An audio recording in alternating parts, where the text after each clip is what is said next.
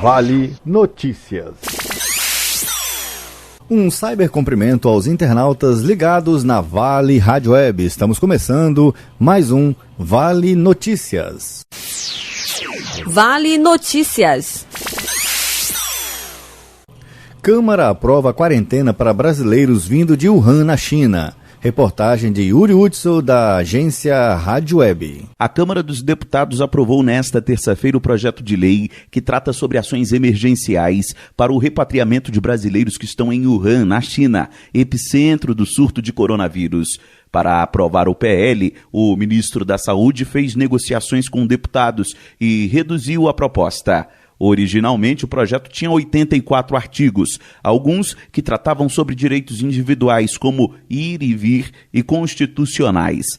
Para pacificar a matéria, o ministro Luiz Henrique Mandetta negociou um texto mais brando. Segundo ele, o projeto aprovado atende às demandas emergenciais do momento. Na sequência, o governo deve enviar outra proposta que pode ser debatida com mais tempo pelos parlamentares. E quando a gente vai fazer um procedimento desse, eu poderia fazer por MP, estaria valendo, poderia fazer por decreto, mas a gente preferiu esse caminho. Vamos fazer pelo Legislativo, faz um consolidando algumas coisas, que vai ser um kitzinho básico, e manda em paralelo a grande discussão, que aí ela pode levar o tempo que ela for levar, porque a gente sabe que tem muita discussão, tem muitos olhares para isso, e deixa que esse debate no final vai ser um texto equilibrado. Segundo o ministro, as mudanças no projeto foram pontuais, de redação. Com a urgência da demanda, o texto teve o aval inclusive de oposicionistas, mas isso não eximiu críticas ao projeto. O vice-líder do PT, Alexandre Padilha,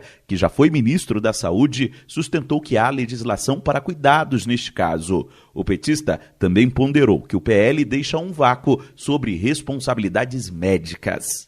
Em nenhum momento o PL que o governo manda deixa claro que quem estabelece a quarentena é um médico, tem que ser um médico. Um dos pontos da proposta prevê a quarentena das pessoas com suspeita de terem o vírus e isolamento para os casos confirmados. Segundo o presidente do Senado, a matéria deve ser votada em plenário nesta quarta. Até esta terça-feira, existem atualmente 13 casos suspeitos. Agência Rádio Web, de Brasília, Yuri Hudson. Copom pode reduzir taxa de juros para 4,25% ao ano. Reportagem de Daniel Sabino, da agência Rádio Web.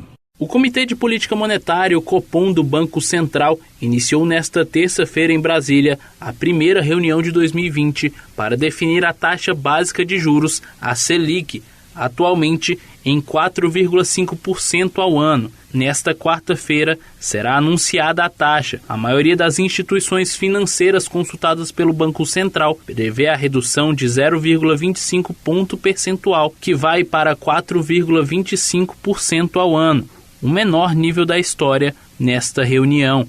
Segundo o especialista em finanças Eduardo Carmo, a recente alta do dólar pode manter a taxa, mas por enquanto tudo é uma incógnita. E a expectativa é que o Copom eles diminua 0,25% sobre a taxa Selic, mas isso não é tão certeza assim por conta que teve inflação, o aumento da carne também, que pode dar uma impedida nisso, mas pode ser que eles dêem uma segurada para não cortar. Ao reduzir os juros básicos, a tendência é diminuir os custos do crédito e incentivar a produção e o consumo.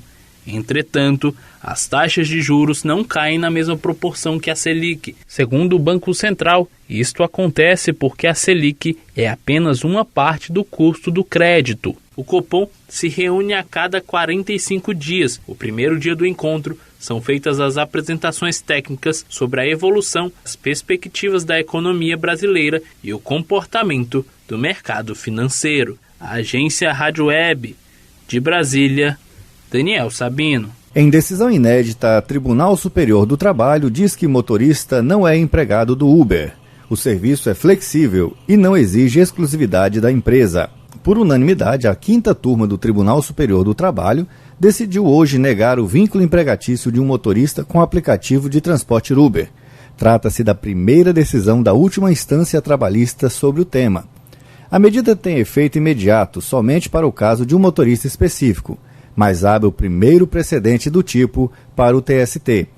de onde se espera uma manifestação do entendimento sobre o assunto na Justiça do Trabalho. Isso porque, em instâncias inferiores, têm sido proferidas decisões conflitantes a respeito dos aplicativos de transportes nos últimos anos. Todos os ministros que participaram do julgamento no tribunal seguiram o voto do relator, ministro Breno Medeiros. Para ele, o motorista não é empregado do Uber, porque a prestação de serviço é flexível e ainda não é exigida exclusivamente pela empresa. O TST considerou ainda que o pagamento recebido pelo motorista não é um salário, e sim uma parceria comercial na qual o rendimento é dividido entre ele e o Uber.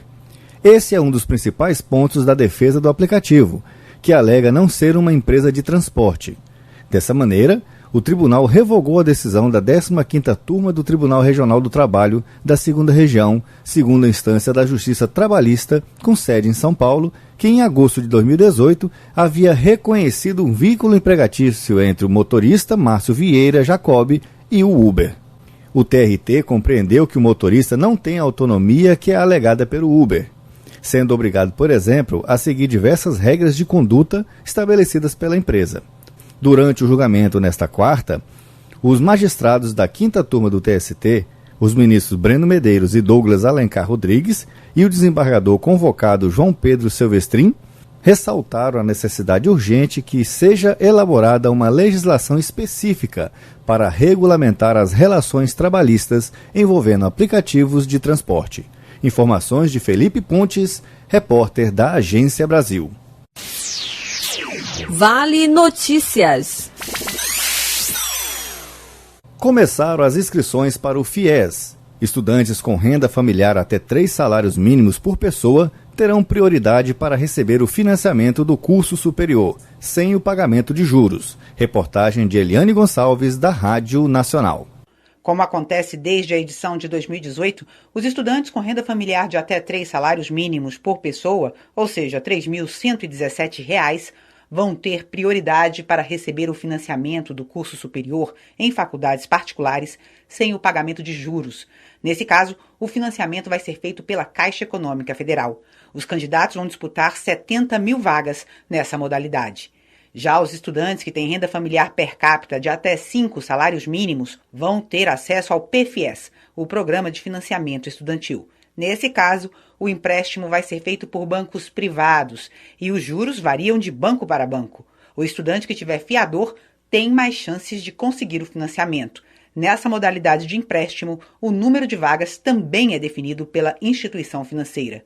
Tanto para o FIES quanto para o PFIES, os recursos do financiamento vêm do Fundo Garantidor do FIES. Podem se inscrever candidatos que tenham feito o Enem a partir da edição de 2010, alcançado média de 450 pontos e não tenha tirado 0 na redação. As inscrições vão até o dia 12 de fevereiro e devem ser feitas pelo site fies.mec.gov.br. Os resultados da seleção começam a ser divulgados no dia 26 de fevereiro. O financiamento começa a ser cobrado do estudante a partir do primeiro mês após a conclusão do curso. Da Rádio Nacional em São Paulo, Eliane Gonçalves. Estudantes da rede pública, beneficiários do Bolsa Família, devem receber a partir de hoje os créditos para a compra de material escolar no Distrito Federal. A partir desta quarta-feira, os estudantes da rede pública que são beneficiários do programa Bolsa Família e que já possuem cadastro desde 2009 poderão receber os créditos para a compra do material escolar. O investimento do governo do Distrito Federal com os cartões está avaliado em R$ 33 milhões, dinheiro que será investido na educação de aproximadamente 100 mil alunos. Para os estudantes da educação infantil, fundamental e especial, será acreditado R$ 320.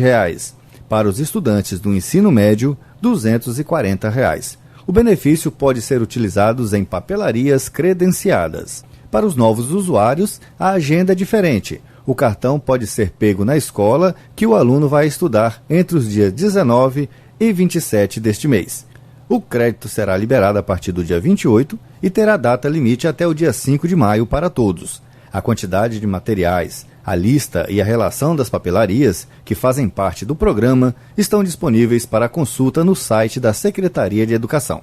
Informações da Rádio Nacional. Vale Notícias.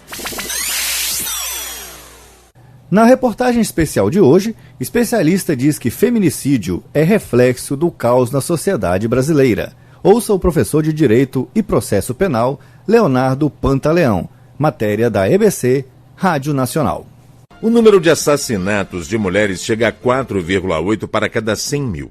O mapa da violência aponta que entre 1980 e 2013, mais de 106 mil pessoas morreram por sua condição de ser mulher. As mulheres negras são ainda mais violentadas. Os números são da Organização Mundial da Saúde. Para falar sobre a tensão social provocada pelo aumento de casos de feminicídio no Brasil, nós vamos conversar agora com o professor Leonardo Pantaleão, especialista em Direito e Processo Penal. Bom dia, professor. Bom dia, é um prazer falar com você e com seus ouvintes. O prazer é todo nosso. Professor Leonardo Pantaleão, participa também dessa entrevista o nosso âncora na Rádio Nacional Rio, César Fatioli, tá certo? Pois não, prazer falar com ele também. Muito bem. Professor Pantaleão, como é que o senhor avalia esse aumento da tensão social no Brasil com o aumento de casos de feminicídio? O feminicídio, na verdade, ele acaba sendo um reflexo daquilo que você já bem pontuou, do caos que vive a sociedade brasileira na atualidade. Esses indicativos, eles mostram nada mais, nada menos do que o nível de intolerância máxima que o brasileiro hoje tem dentro do seu aspecto emocional e psicológico. Essa intolerância ela fica muito visível quando nós analisamos não só esse incremento de casos do feminicídio, mas também situações outras que ilustram a mesma realidade, como a violência no trânsito, a violência na própria rede social, na internet, onde não se admite divergências de posicionamentos ou até mesmo ideologias ou entendimentos. Então o feminicídio está inserido dentro de um contexto muito maior do que tão somente essa violência praticada contra a mulher. César Fatioli certamente tem uma pergunta para o senhor. Fatioli, por favor. Qual a imbricação mais precisa entre os casos de feminicídio e a tensão social? A pessoa desconta uma raiva que ela sinta de coisas que acontecem com ela no trabalho ou na rua, na relação, e isso na relação mais próxima que ela tem, na relação afetiva, ou as pessoas se sentem de alguma forma legitimadas para algo tão grave quanto uma agressão à companheira? Como funciona essa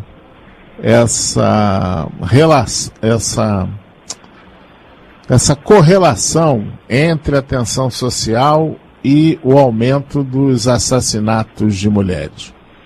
Eu acho que nós temos um pouco dos dois aspectos, né? A pessoa hoje, muitas vezes, ela não pode reagir, entre aspas, a determinadas situações que lhe são impostas, ou até mesmo por órgãos públicos, ou até mesmo, quando eu digo órgãos públicos, basta a gente analisar o descaso, muitas vezes, que alcança essas pessoas em hospitais públicos, onde ela sente que a vida dela não tem qualquer valor perante as outras pessoas, a dignidade dela não tem valor, então ela sai de casa, ela é muitas vezes ofendida no âmbito da esfera profissional, então isso tudo, e são locais onde ela não tem como impor a sua personalidade, porque ela acaba ficando numa situação de hipossuficiência na maior parte desses cenários, então é natural que ela chegue muitas vezes no ambiente onde ela consiga se sobrepor e ela venha extravasar toda essa frustração que ela acumulou durante um determinado período dentro do âmbito familiar. E isso acaba realmente culminando com agressões, sejam elas verbais, sejam elas físicas, sejam elas de natureza sexual. Então são situações que acabam revelando esse tipo de comportamento. Dentro desse cenário que você pontuou, César, as duas situações realmente contribuem para isso, porque nós também temos um aspecto cultural do machismo, onde o homem entende, por questões históricas, que a vontade dele deve prevalecer, muitas vezes não tolera com que a mulher ganhe ares de independência. Então você tem uma mescla que acaba culminando com situações de caos como essa que nós estamos vivenciando. Você acompanhando a Revista Brasil, hoje entrevistando o professor Leonardo Pantaleão, que é especialista em Direito e Processo Penal. Muito bem, professor, nós tivemos aí registro de muitos casos de assassinatos, de violência contra as mulheres nos últimos anos. E a violência é um problema que assola o país há muitas e muitas décadas. Como é que o senhor acha que nós podemos combater a violência? A violência em todas as suas frentes, em todas as suas esferas, ela tem que ser combatida com uma atuação severa do Estado.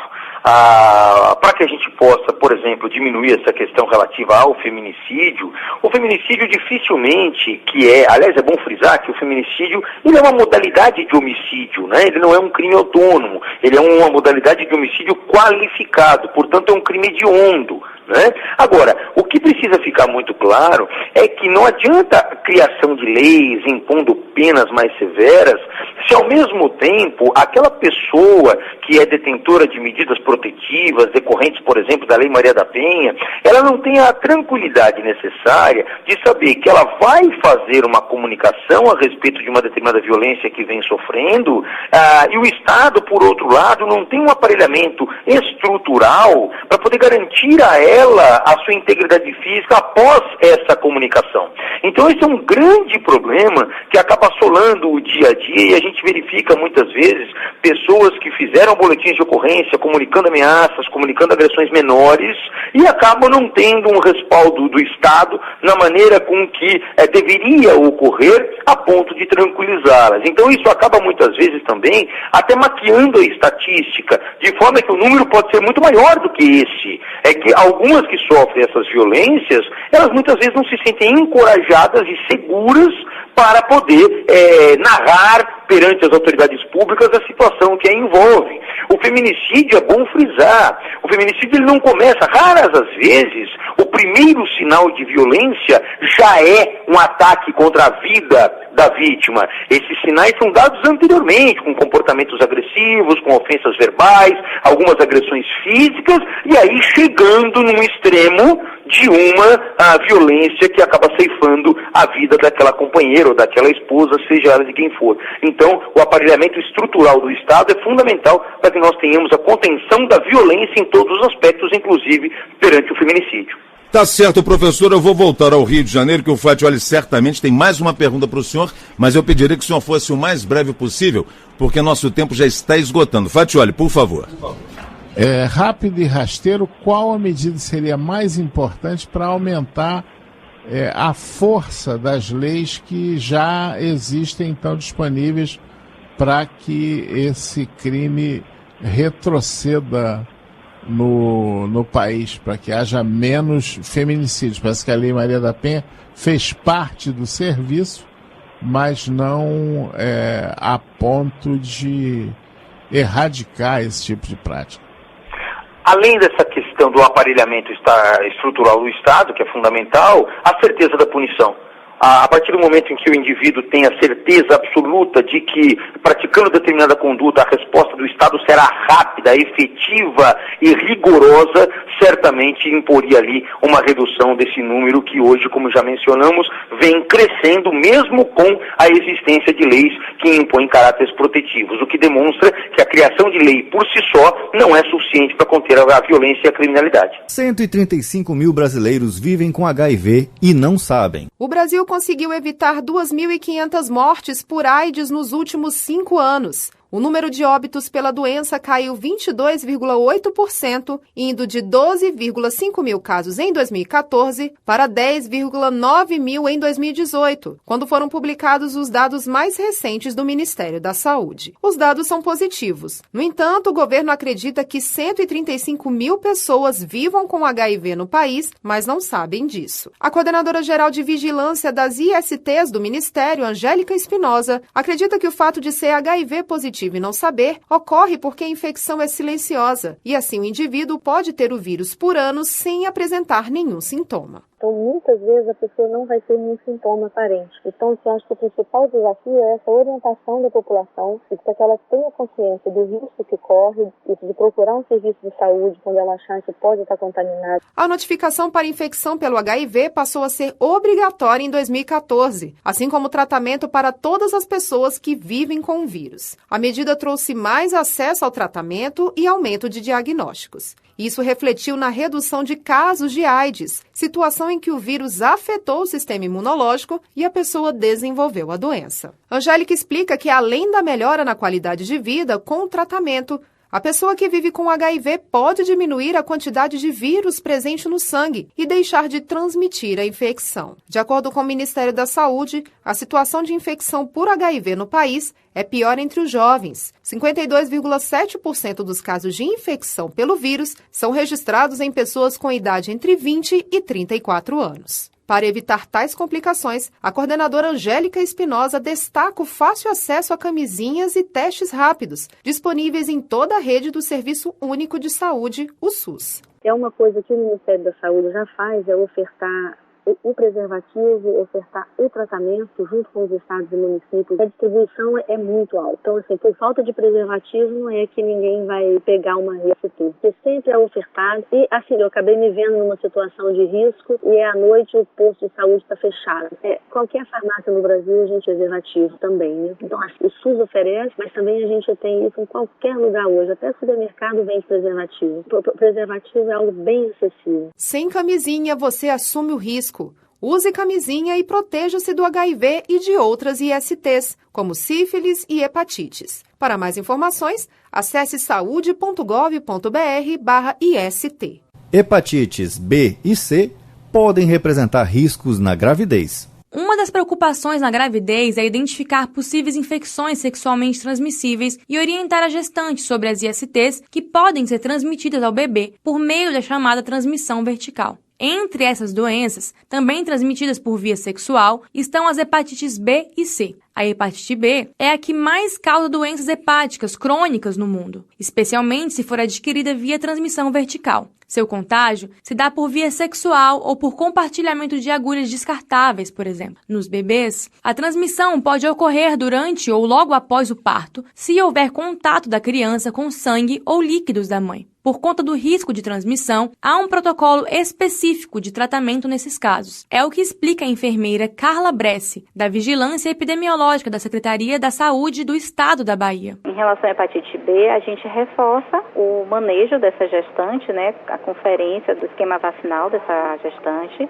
para que ele seja completo. E na vigência de um teste rápido positivo, a gente recomenda o uso da imunoglobulina na criança, né? Logo após o nascimento. Quanto é uma doença imunoprevenível e que se essa gestante faz um pré-natal de qualidade, em que esse esquema vacinal ele é garantido, a gente evita que ela se exponha. Já no caso da hepatite C, a IST também é transmitida por agulhas contaminadas e transfusão de sangue. Nesse caso, a transmissão vertical é relativamente rara. Ocorre apenas de 3 a 5% dos casos. Pode se manifestar quando a gestante tem infecção crônica ou apresenta uma infecção aguda no terceiro trimestre da gravidez. O método mais seguro e eficaz de se prevenir é usando o preservativo. Sem camisinha, você assume o risco. Use camisinha e se proteja de hepatites e de outras ISTs como HIV e sífilis. Para mais informações, acesse saude.gov.br/IST. Corinthians estreia na Libertadores e Copa do Brasil começa nesta quarta. Pela Sul-Americana, o Vasco enfrenta o Oriente Petroleiro em São Januário.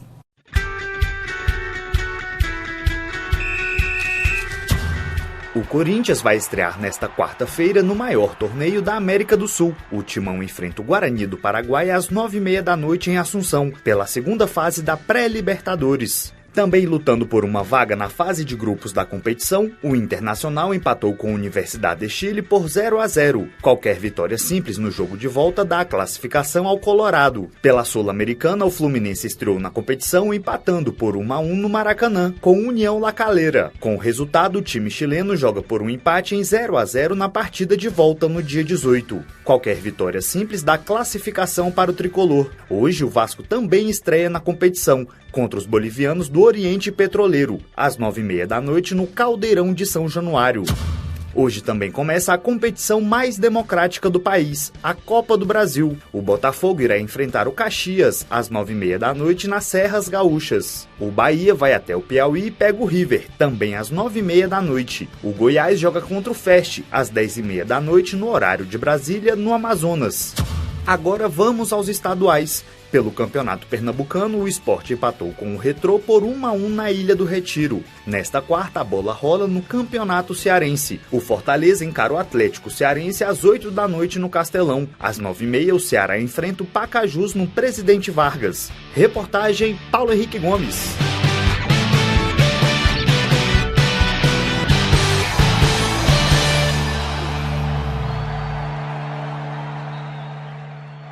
E esse foi o Vale Notícias desta quarta-feira na Vale Rádio Web, a sua rádio através da internet. Direção de jornalismo Célio Birro. Direção de programação Vilmar de Souza. Compartilhe essa ideia. Visite a fanpage Vale Rádio Web no Facebook e compartilhe o link da Play Store com seus amigos.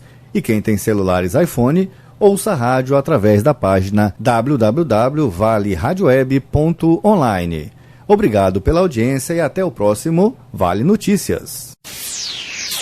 Vale Notícias.